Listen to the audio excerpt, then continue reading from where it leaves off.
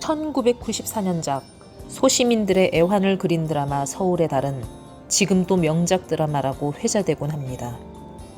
유튜브에 서울의 달이 올라왔는데 사람들은 주인공들에게 주목하기보단 어떤 조연 배우에 주목을 했습니다. 그 조연 배우의 이름은 박경순. 어떤 이는 그때는 몰랐는데 지금 보니 상국 아버지 역할이 메소드급 최고 연기라고 댓글을 달기도 했습니다. 사람들이 그렇게 감탄할 만한 연기 내공을 가졌음에도 불구하고 이 탤런트는 왜 많이 알려지지 않았을까요? 박경수는 데뷔 때부터 주목을 받던 탤런트는 아니었습니다. 그는 한 주간지와의 인터뷰에서 자신은 미남형이 아니며 자신의 내성적인 성격이 뜨지 못한 이유일 것 같다고 털어놓았습니다. 1947년 전남 해남에서 태어난 박경수는 한국전쟁 당시 아버지를 여의고 맏형과 삼촌 박상조를 아버지처럼 의지하고 따릅니다. 목포 중에 다니는 동안 삼촌인 박상조의 집에서 하숙을 하는데 그 당시 삼촌 박상조는 거울 앞에 서서 연기 연습을 했고 그런 모습을 신기하게 보던 박경수는 그의 영향을 받아 나중에 목포고등학교의 연극부원으로 활동합니다. 삼촌 박상조는 MBC 공채 1기 탤런트, 태조왕건의 은부로 알려진 탤런트입니다. 박경수는 훗날 연기 생활을 하면서 별다른 사고 없이 지낼 수 있었던 것은 삼촌 박상조의 덕택이라 털어놓습니다. 1969년 중앙대 연극영화과에 입학, 다양한 연극에 출연하며 연기 내공을 다져나갔습니다. 1975년엔 MBC 7기 탤런트로 입사, 그의 동기로는 송기윤, 김동현, 김혜숙 등이 있었습니다. 동기들이 급성장을 하는데도 정작 본인은 이런저런 작은 역할에 머무르고 자신의 연기력을 마음껏 펼쳐 보이지 못한 탓에 연기 생활을 계속해야 하는지를 고민했습니다. 1982년 우리나라의 경제를 움직였던 거부들의 일대기를 다룬 드라마 거부실록 공주갑부 김갑순 편에서 김갑순의 하인으로 나왔는데 김갑순이 나오기만 하면 머리를 조아리는 모습이 자주 나온 탓에 그의 아내의 친구들은 얘 너희 남편 허리를 잘 꼬부리더라. 내 남편은 왜 바닥만 기느냐 라는 말을 했다 합니다. 박경수는 자존심이 상해 연기 생활을 몇 번 접으려고 했었습니다. 그러나 그에게 기회가 찾아왔습니다. 1984년 MBC 베스트셀러 극장 즐거운 우리들의 천국에서 주인공 동팔로 캐스팅된 것입니다. 주인공이요? 주인공이지, 주인공. 그는 탤런트가 된 지 꼭 10년째 되는 해에 처음으로 주인공을 맡아 정말로 당황했다고 합니다.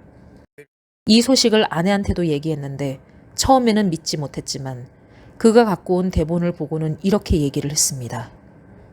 이제는 허리를 구부리는 탤런트가 아니네요.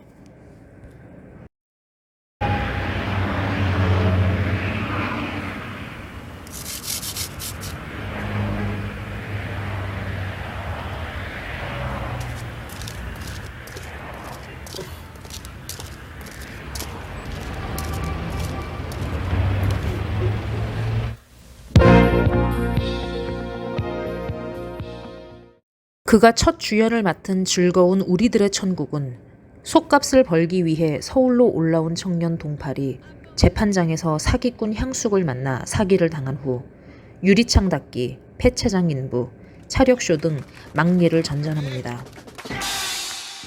나중에 향숙이가 그를 찾아와 용서를 구하고 함께 새 인생을 시작하지만 순박하고 어수룩한 동팔에게 서울 생활이란 쉽지가 않습니다. 살기 위해 발버둥 치려고 안간 힘을 쓰는 동팔의 모습은 왠지 애처로워 보입니다.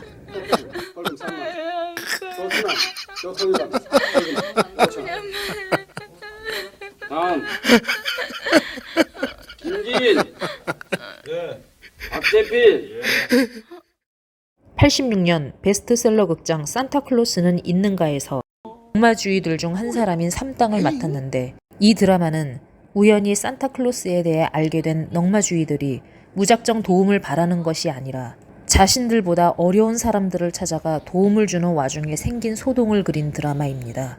연말이 되면 교회와 성당에선 항상 어려운 사람들을 도와야 한다고는 하지만 정작 도움을 바라고 있는 이들을 외면하고 피하는 현실을 꼬집고 처음 있습니다. 받는다는 건 큰 사예.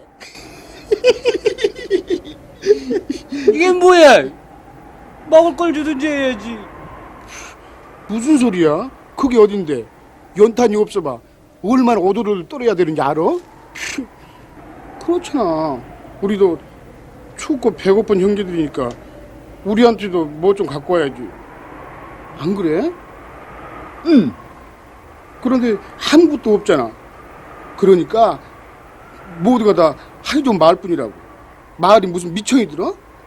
이 두 작품은 선우환 감독의 작품인데 그는 박경순의 연기력을 알아주는 유일한 감독이었고 자신이 연출한 작품에는 그를 꼭 캐스팅했으며 88년 신년 특집 극톤에도 주인공으로 섭외, 그의 숨겨진 진가를 드러낼 수 있도록 해주었습니다. 촬영기사 권재홍은 그의 연기를 두고 의식적인 힘이 들어가지 않은 자연스러운 연기로 구수하고 친근한 맛을 내준다고 평했습니다. 1994년 드라마 서울의 달이 방영되고 한석규, 최시라, 최민식은 스타덤에 올랐습니다.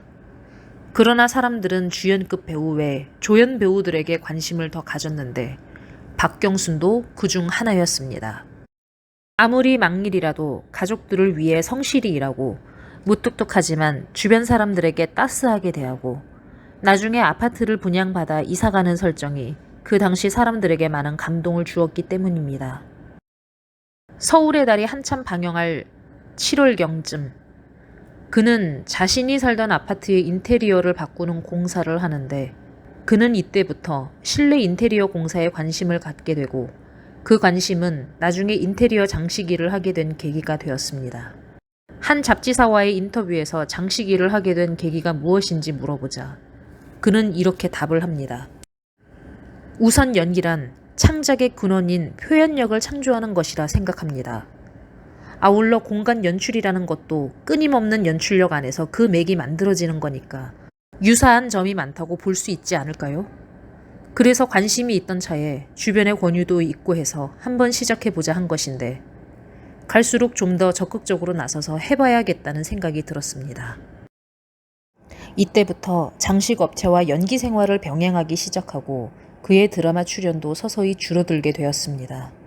1996년 서울의 달을 연출한 정인 PD가 내놓은 서울 하늘 아래라는 연속극에 김창완, 기룡우와 함께 주인공을 맡았지만 시청률 저조로 그리 화제가 되지는 못했고 2000년대 중반까지 죽도록 사랑해 영화 만남의 광장을 통해 얼굴을 간간히 비추다가 그 이후로 활동이 없습니다.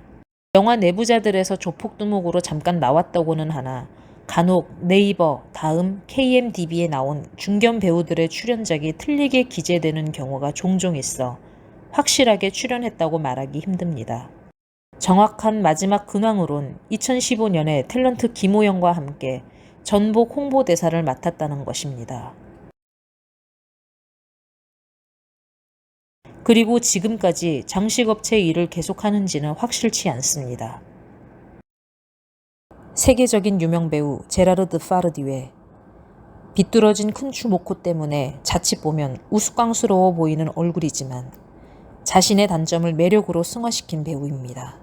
그는 파니 아르당, 이자벨 아자니, 까트리나 드네브와 멜로 영화를 찍기도 했었습니다. 그러나 우리나라는 실력과 개성을 겸비한 배우들이 많음에도 불구하고 했던 배우들만 캐스팅하는 나쁜 관행이 있습니다. 우리는 그들에게 다양한 기회를 주기는 했던 걸까요?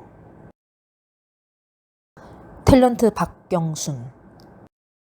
얼굴만 알려져 있는 중견 탤런트이지만 그는 항상 자신이 맡았던 배역처럼 성실한 자세로 연기 생활을 지속했고 작은 역일지라도 전심전력을 다해 연기를 하고자 노력했습니다.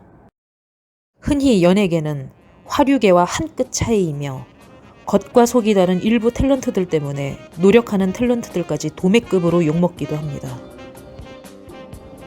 우리는 박경순처럼 성실한 탤런트들이 곁에 있었다는 것을 이제라도 알아야겠습니다.